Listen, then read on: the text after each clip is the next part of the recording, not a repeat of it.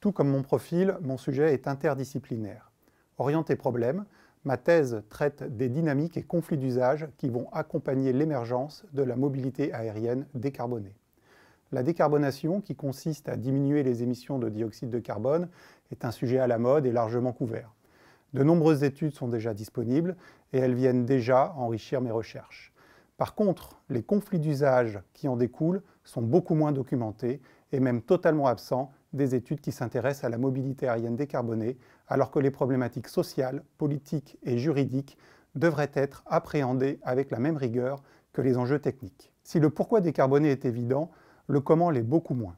C'est d'autant plus vrai pour un secteur qui est caractérisé par le paradoxe de Jevons. L'introduction de technologies plus efficaces en matière d'énergie peut paradoxalement augmenter la consommation d'énergie. En l'occurrence, et grâce à la technologie, la consommation énergétique par passager est divisée par près de 5 depuis les années 60.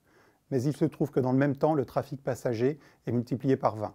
Les émissions de CO2 sont directement corrélées à la consommation de carburant d'origine fossile aujourd'hui et les émissions de dioxyde de carbone sont donc multipliées par plus de 4 sur la période.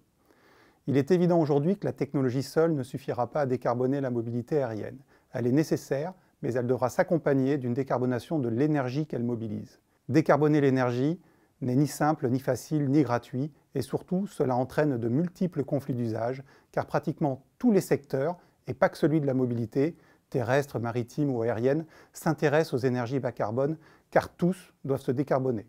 Si je prends l'exemple de l'agriculture, pour ses intrants, les aciéries pour son électricité, son énergie de manière générale, ou la production électrique, tous reposent encore largement sur les énergies fossiles et tous doivent se décarboner.